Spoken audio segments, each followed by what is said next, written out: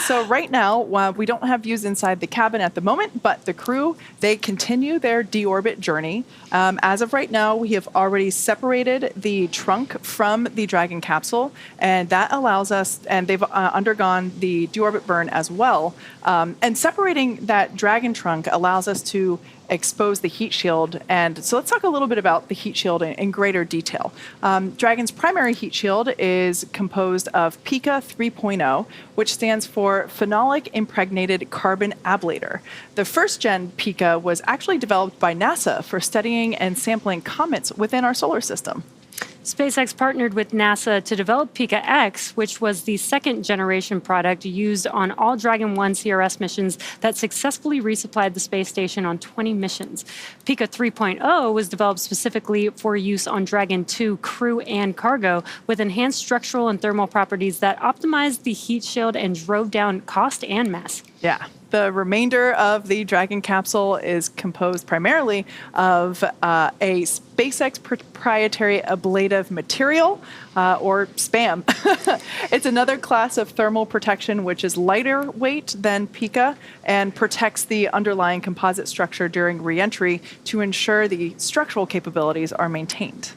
Yeah, while Dragon will experience temperatures well over 3,000 degrees Fahrenheit during peak re-entry conditions, the characteristics of the thermal protection systems, coupled with the environmental cooling and life support system in the pressurized interior, will ensure that the crew will stay cool and comfortable during all phases of re-entry through Splashdown, because it does get very hot on the outside.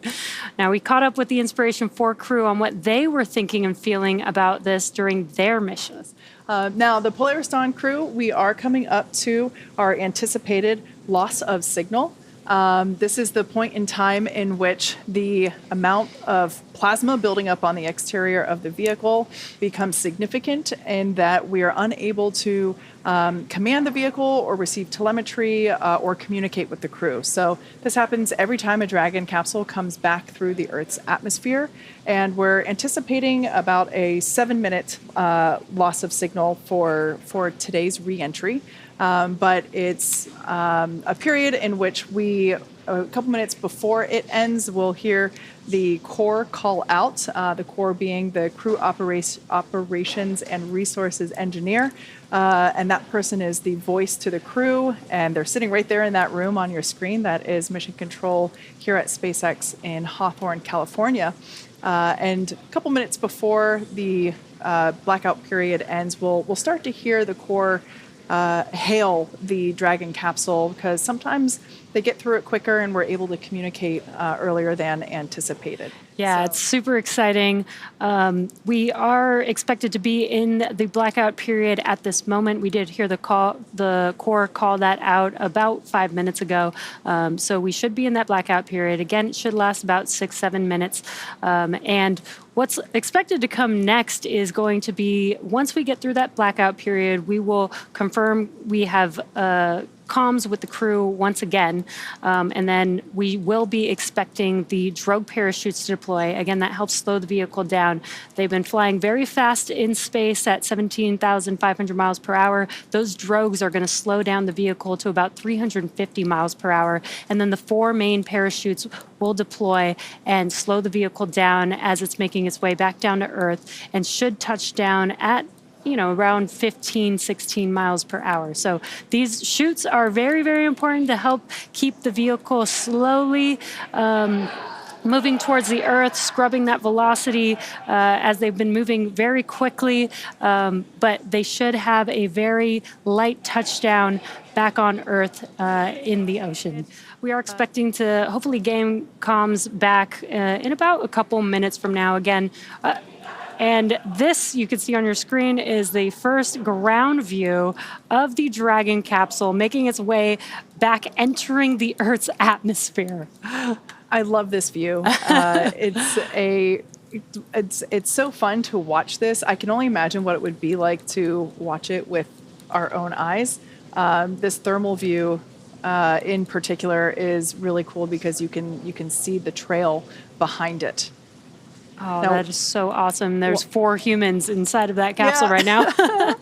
Now, once again, we are in the anticipated communications blackout period.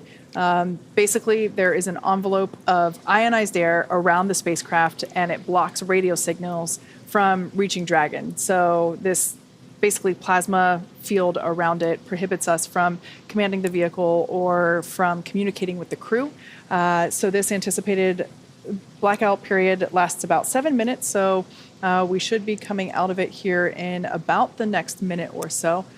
We will probably start to hear the SpaceX core begin to reach out to the Dragon capsule, just trying to hail them, or we might even hear from the Polaris Dawn crew first.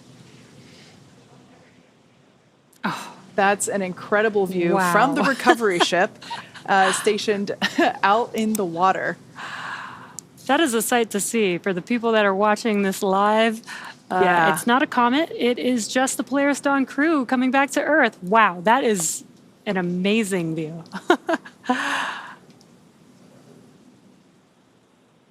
Once again, we expect this blackout period to end in about a minute. Another view of the Dragon SpaceX, comm check.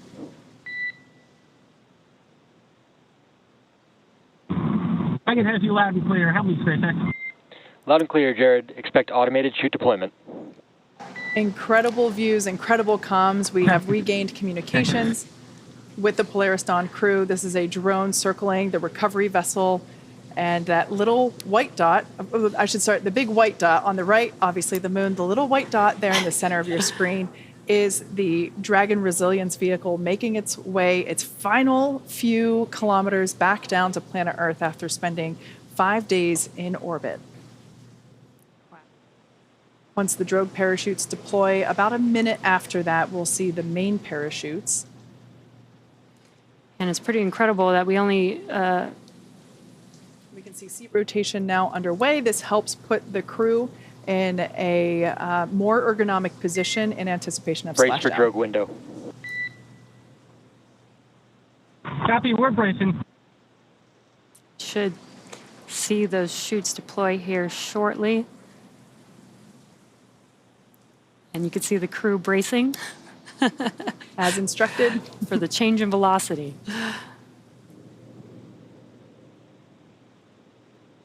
There we can see that the drogue chutes have successfully deployed. It's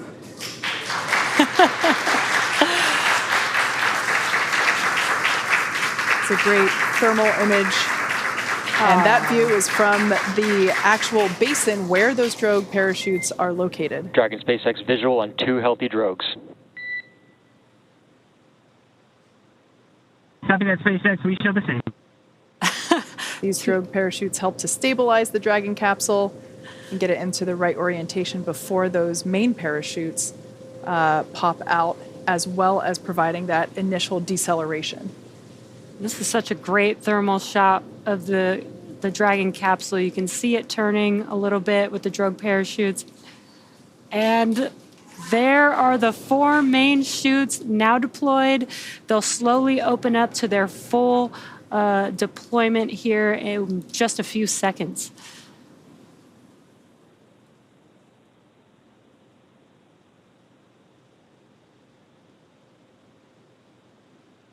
Incredible views of the Polaris Dawn crew returning to Earth after 5 days in Earth's orbit.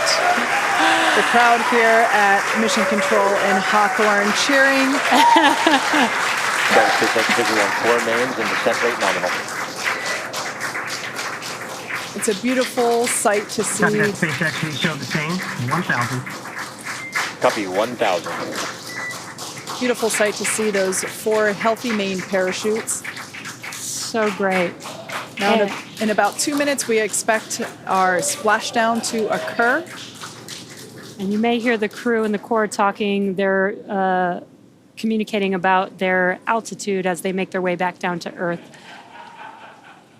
We should start. 800. Yeah, there it is. So we should start to hear and Copy 8. are hearing our commander, Jared Isaacman, call out the altitude as they descend to the ocean's surface. We can see the Polaris Dawn crew nestled in their seats there on the left-hand side of your screen as they anticipate their 600. splashdown. Copy 6. And you can see the difference in velocity. This is a lot gentler than just a few minutes ago. The Dragon is coming back down to Earth. Absolutely. These main parachutes deploy at about 119 miles per hour and help slow the Dragon capsule down to about 15 miles per hour when it makes contact with the ocean. You can also see that the capsule is now 400. the capsule is now stabilized. It's no longer spinning like we saw it with the drogue parachutes.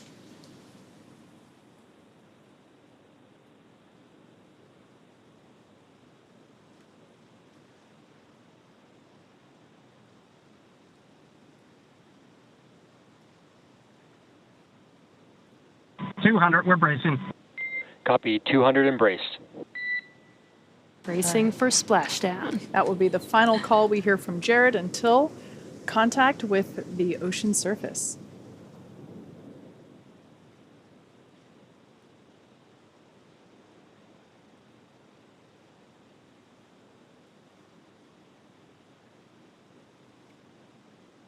Standing by for a splashdown of the Polaris Dawn crew.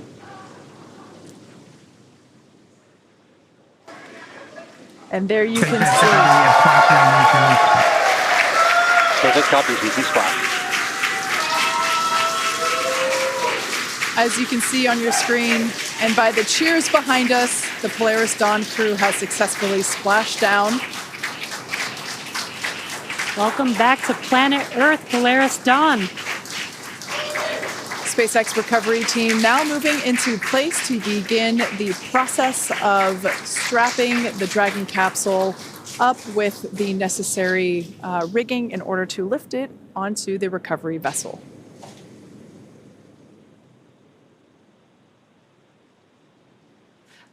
And they are very fast, as you can see. SpaceX, on behalf of the entire team of SpaceX, welcome home. We have pulled go for recovery personnel to approach. Expect personnel alongside in approximately 1 minute. Copy that, SpaceX. And Polaris Dawn, we are mission complete. Thanks for all the big help pulling this mission together. Yeah, and this view here is actually from a drone hovering near the Dragon capsule, so it gives you a little bit better perspective of how close the fast boats are. Like I mentioned before, some of them are scouring the water looking for the parachutes that were released after Dragon splashed down. We'll try to retrieve those. Another fast boat will approach and begin those safety checks for any hypergolic vapors. We can see them getting... you can kind of see one of those parachutes there floating in the water to the right-hand side. And then the moon in the distance. What a great view. Some great lighting from the moon at this night splashdown tonight. I'm pretty sure this is the first time we've had these views on our recovery webcasts. So it's pretty cool to see. I love that we get this view right here where we can see the lights on inside Dragon capsule through the windows. Almost looks like the eyes of Dragon. Yeah, that's pretty cool.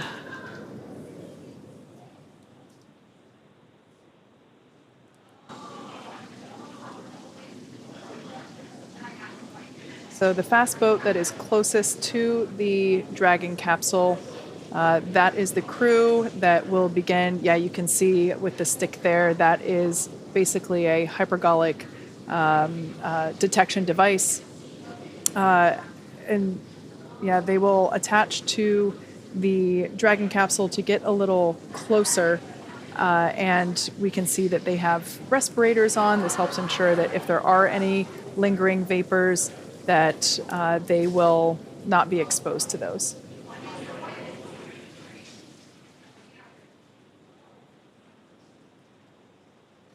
Now the recovery team, just like the Polaris Dawn crew, they perform quite a bit of training in order to be able to perform these activities safely.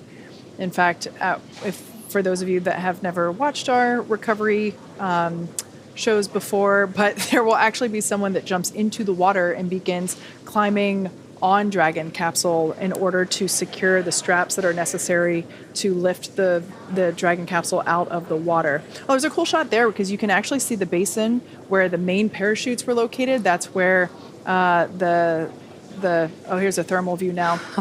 But yeah, that lower, larger basin is where the main parachutes were located.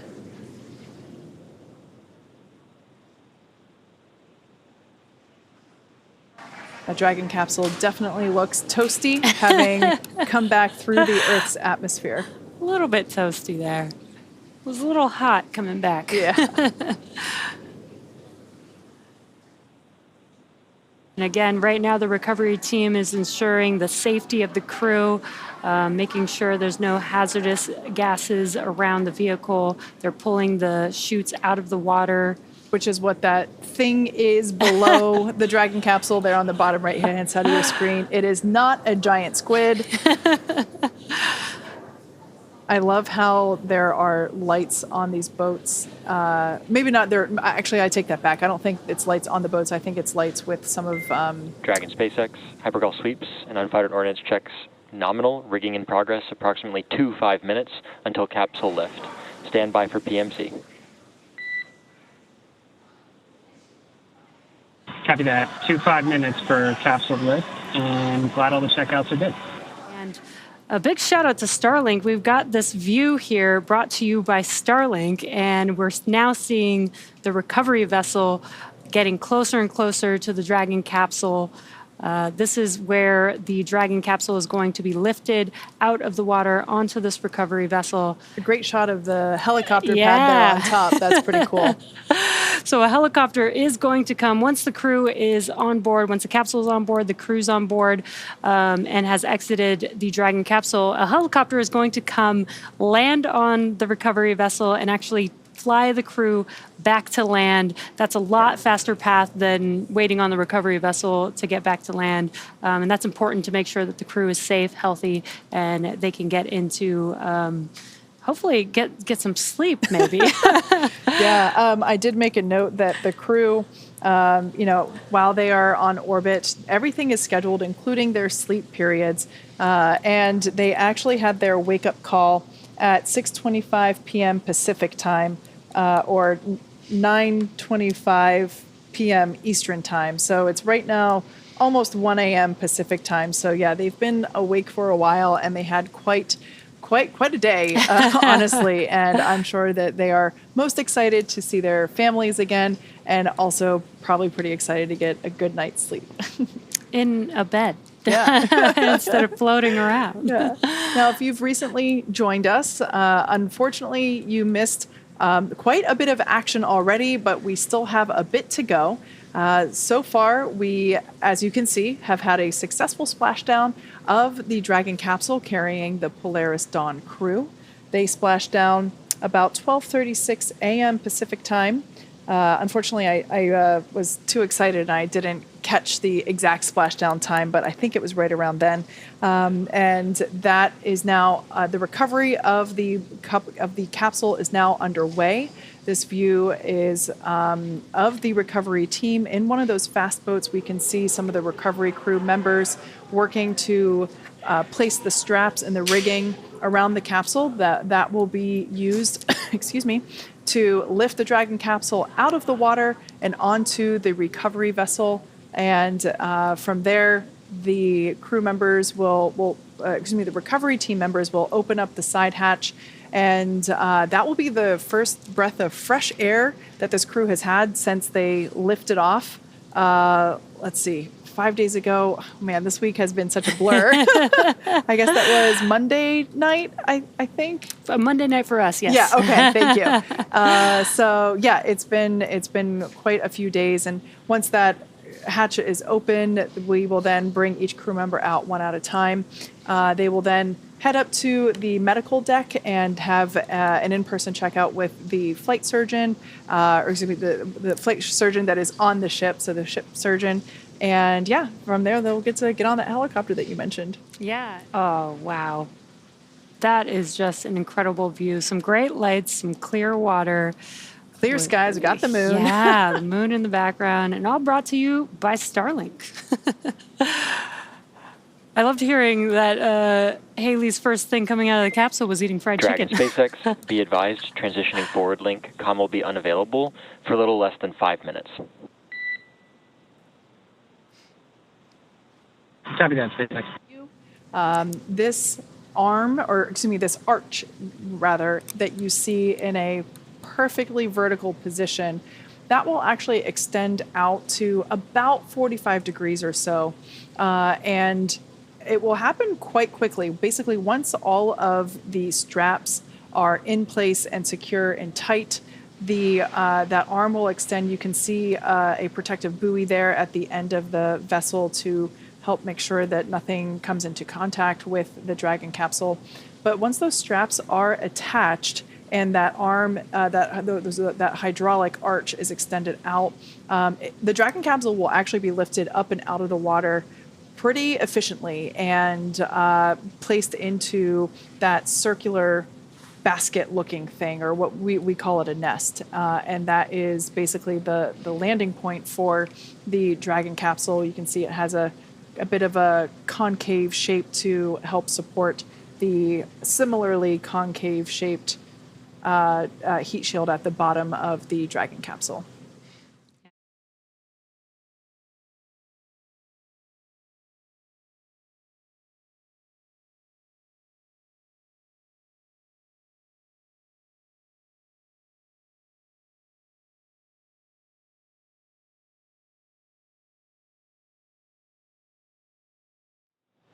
Again, just some great views here.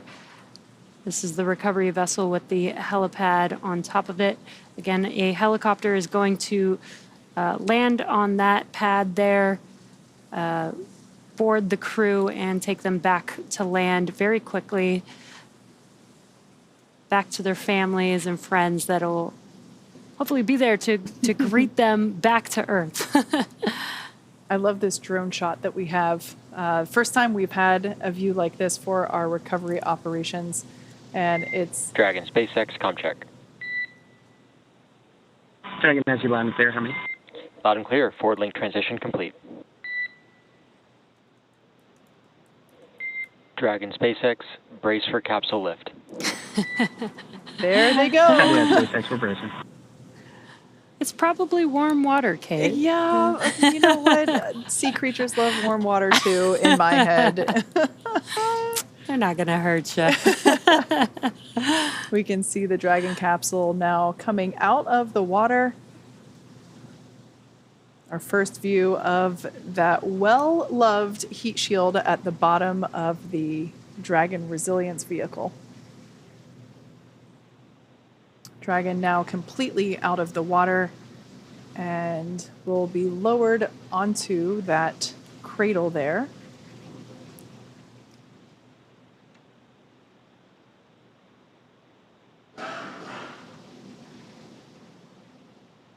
Once the Dragon capsule is lowered, we will see the recovery team, who are obviously out of the way for safety reasons at this point in time. But once the capsule is translated and secured, we'll see them begin to hose it down with fresh water. As we reuse these capsules, we want to try and minimize the effects of corrosion, which of course happen due to salt water. So we will actually begin to see not only that basin where the main parachutes were located, that will get rinsed out, as well as the overall capsule. Dragon SpaceX, welcome aboard the recovery vessel. Recovery personnel are completing final checks. Stand by for translation to the egress platform. Copy that, SpaceX. Standing by. Oh, our first view inside the capsule post splashdown. Got some happy faces, visors up, and then seatbelts on. Yeah. The classic kid thumbs up. Yes, I love it. Yep. I've actually been following along with I've been following along with the procedures that they have on their tablets. They're located on their legs, and it's actually written into their procedure to remain seated and restrained, just in case if anybody inside was feeling daring. They are still required to keep all hands inside the ride at all times. Yeah, that is actually very important. They have been out in space for 5 days. They don't have gravity, forcing their muscles to be working the way that we utilize them here on Earth. So it is important that when they do take their first steps, that we have some of the crew and the medical team there to support them in case they need any help. Absolutely. Again, it's only been 5 days. The Inspiration 4 crew did 3 days, and they were able to pretty easily walk out of the capsule, but we'll see how this crew does back on gravity. Yeah. And a cool view here, just looking from behind the seats. On your left-hand side is Commander Jared Isaacman, and your right-hand side is our pilot, Kid Poteet. You can kind of get a feel for the difference in seat position in terms of the position that it's in now and the position that the seats were in while the crew was still in space. The warning and the 1.21 gigawatts stickers were a little bit closer to us, I feel like. So it kind of gives you a feel for the amount of rotation in those seats. And there we can see the Dragon capsule now being moved toward the central part of the ship. You can see there. There are some SpaceX crew members also wearing respirators, once again, as we will perform the final hypergolic safety sniffing tests. As I mentioned earlier, beginning to spray the Dragon capsule down with fresh water to try and rinse that salt water off of the metallic components.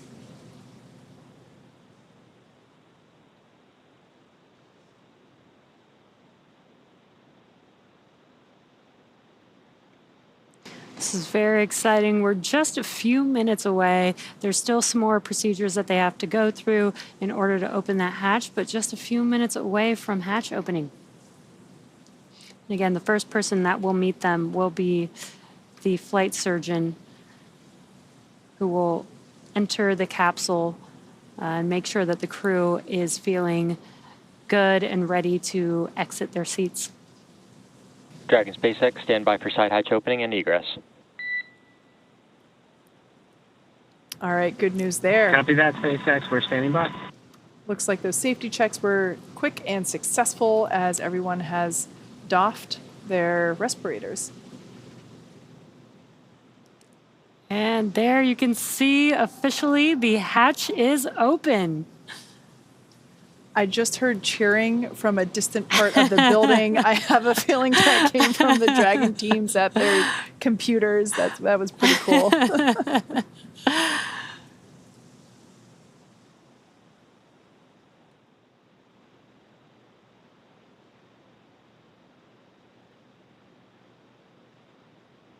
Mission specialist Anna Menon. There she is.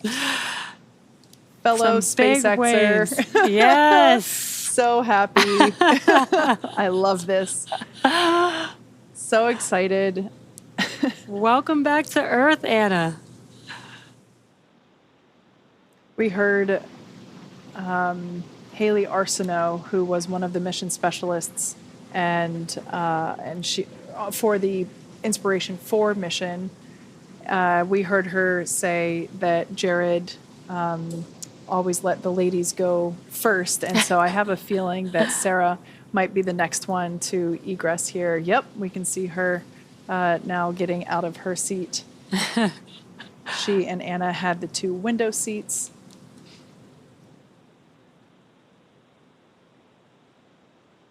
SpaceX team assisting her to make sure that she doesn't hit the side hatch in any way. So much excitement. Our second SpaceXer to fly in space, mission specialist Sarah Gillis, back on Earth.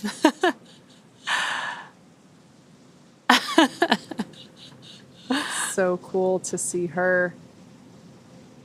Now egressing is our pilot, Kid Poteet. I would bet good money that we're going to see some thumbs up once Kid exits. It's pretty cool to see that they are coming out, standing up on their own 2 feet and walking off. SpaceX, Dragon, this is the final call. Sign up.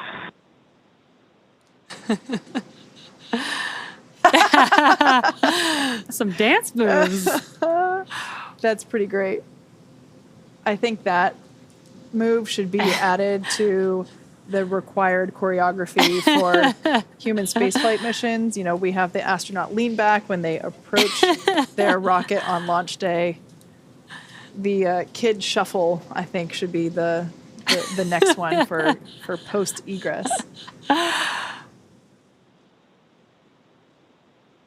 And the final Polaris Dawn crew member egressing Dragon Resilience, Commander Jared Isaacman.